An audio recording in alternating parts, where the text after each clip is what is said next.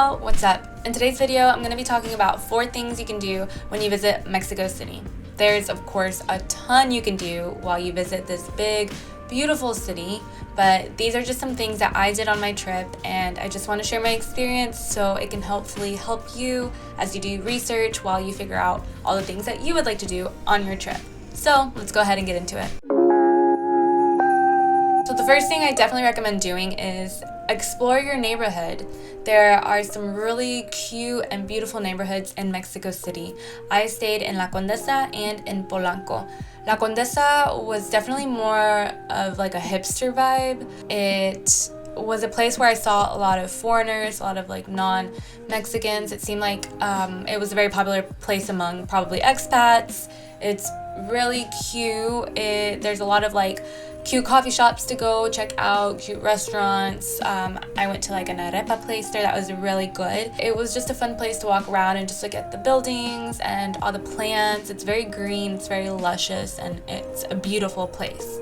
Polanco is known as like the Beverly Hills of Mexico City, so it was a little more like on the bougie side. That's where I stayed the bulk of my trip, and I really liked it. I really felt comfortable there and very safe. Roma Norte is also a very popular neighborhood amongst visitors and expats, so that's probably a really good place to go check out too. The second thing I want to talk about is Chinatown, aka El Barrio Chino, which I didn't know Mexico City had a Chinatown, so when I found out, I definitely had to go check it out, and it's worth it. It's not very big like other Chinatowns that maybe you've been to. I know for me, it felt very small. It's like 2 blocks long, but the roads are closed off, so you can just like walk throughout the blocks. It seems to have been more popular in the past. Like there used to be a heavier concentration of Chinese immigrants in that area, but not so much anymore. Regardless, it was still cool to see, and the main pull for me were these really beautiful, vibrant, colorful steamed buns.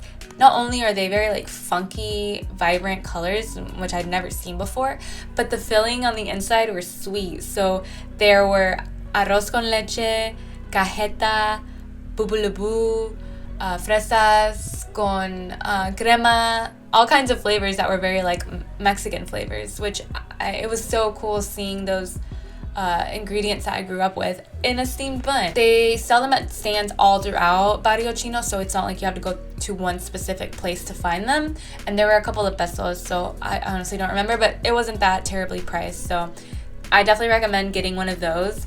There are also several Chinese Mexican fusion restaurants. So I ate at Hong King, which is, I believe, a really popular one.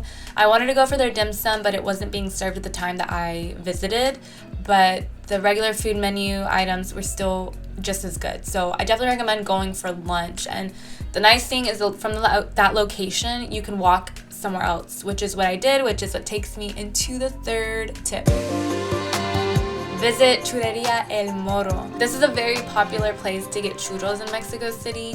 They have several different locations. The one I went to was El Centro, and I went there because it was really close to Barrio Chino. So I went and ate at Barrio Chino, and then I walked over to El Centro, which El Centro was it felt more like New York, like that bustling and hustling downtown kind of life. There were like booths and vendors all along the streets, lots of traffic, very concentrated. It definitely felt more like that kind of city lifestyle.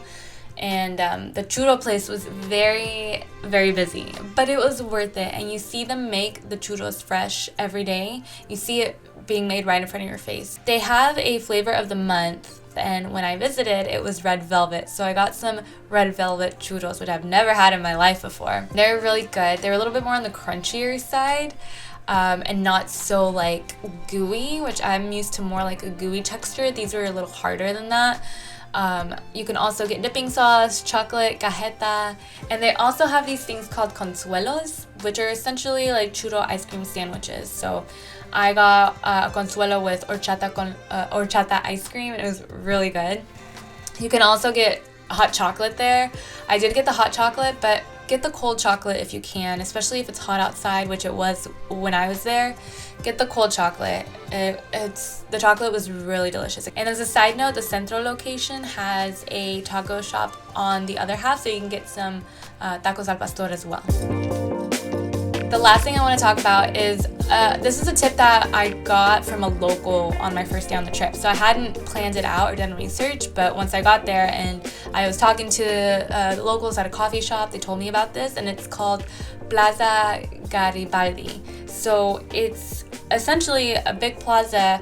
There's like restaurants and bars all around it, but in that plaza, what was so unique about it is there were a bunch of mariachi bands just there playing music. It's not anything that's very structured, so there's no like stage or order. It just seemed like a bunch of mariachi bands just went and were just kind of showing off their skills.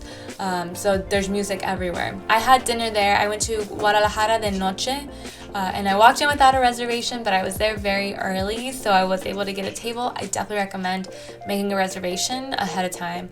The food was delicious there, but they had a like organized show. So they themselves in the restaurant also had a mariachi band. They had some folklore dancing, they had like some rope tricks, they had some storytelling dancers. At one point, when those performers were taking a break, they had a band play salsa music. The MC was very engaging, asking, you know, everyone where they're from. There were a lot of people over there from Chile, Colombia.